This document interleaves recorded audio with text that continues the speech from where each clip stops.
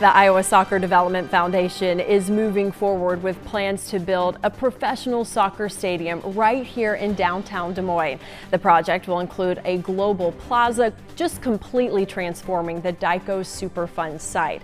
Here to tell us more about the project is Jeff Lorenzen with ISDF and Matt Anderson, also with ISDF and the City of Des Moines. Thanks for joining us today. Thank you. So first, let's just kind of talk about what this project is, the entire goal and vision for it. The project itself is a nonprofit organization called the Iowa Soccer Development Foundation. It's a 501(c)(3). It's set up that way to get public and private funding. This is a Superfund site that is owned by the city and can only be leased. So a developer can't go on and just develop it because of some of the risks and the constraints against it. So it's set up as a nonprofit, and it's designed to set up a pro soccer stadium with a global plaza. It's really exciting. We've done some stories on it in the past, kind of just talk about how, yes, we're going to have this stadium, it's going to be mixed use, but there's so much going around it. Even if you just kind of pass through that area now, it's really developing fast all around. It is. The stadium is about 36 acres of a much, much larger district that extends all the way up to Ingersoll. So what we're looking at is a $500 million of mixed use development that the stadium's just a small part of. So think restaurants, offices, hotels, plenty of bars, just activity. And keep in mind, this also connects with the Icon Water Trails. So the new Icon phase that will be just north of Grays Lake. So you'll have a nice connectivity to the 1 million people a year that use Grays Lake, come over the bridge and engage the Global Plaza in the arena. That's really awesome. And can we talk about just kind of where this project currently is? I mean, that Dyko Superfund site, we have some before and after photos. I mean, the work that has already been done is insane when you kind of see what it was to, you know, the infrastructure now supporting this project. So where kind of the project is and where it's moving forward. Yeah, so from the city's standpoint, when we partnered with the EPA to clean up the site, as you mentioned, all that demolition that occurred, our plan A was just really to plant grass there and just get rid of that eyesore.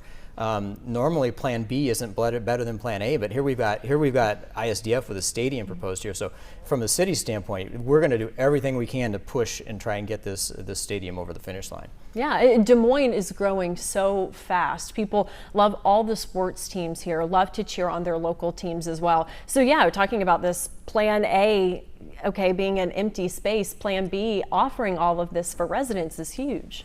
Yeah, the potential here for this project is quite large. The studies that have been done, the assessments that have been done, are talking almost $8 billion of economic revenues that can come in over a 20-year period. There's 6,800 temporary jobs, 2,000 plus full-time jobs, plus all of the tourism and various aspects that come with drawing that population into that event center. Yeah, absolutely. Let's kind of talk about, you know, it's public-private, you know, kind of partnership with this, because this is going to be mixed use as well. So what can people also expect to be possibly held there with the Global Plaza and the stadium? So we've worked with downtown leaders for a number of years on some difficulties with having all the festivals that we have downtown. They close streets, they close access to businesses and parking garages. So while they bring a lot of activity and vitality to downtown and we want to keep it nearby, not having to close the streets for every event is beneficial for us and the vendors. So with the Global Plaza, the idea is you can take some of those mid-sized festivals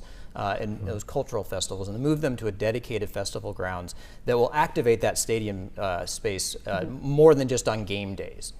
And I think you and I even talked before, this kind of Global Plaza also has better infrastructure to support those kind of festivals. So it also raises, you know, vendors wanting to be there because instead of moving things in, moving it out, it kind of has that infrastructure to support it. Fixed restrooms versus portable, easy electric hookups, parking. So yeah, absolutely. Okay, so then moving forward, what are the next steps and hopes? When can people see this come to fruition here in our area? Well, currently we're on the final phases of fundraising. We still have a little bit of a gap that we're trying to close. We hope to have something done here by midsummer. And then it's really getting into the architectural designs and making sure everything is moving forward from that standpoint. But if all things come together, we could break ground next spring, and the first kick could be in 2028. All right, you'll have to invite us when that happens. Absolutely. We also have a lower third too for the website, just so people can continue to learn more. What would be the best way for people to keep up with this project, educate themselves more about what's happening and keep up with, you know, the next steps? We will be starting, our communication plan will be starting very shortly, and with that there will be social media and various aspects where people can gain access to various sites to learn more about the project. All right. Well, thank you both so much for being here and kind of letting us see all the multifaceted aspects of this really major project coming to our area. Thank you. Thank you for having us. All right. We'll be right back after the break.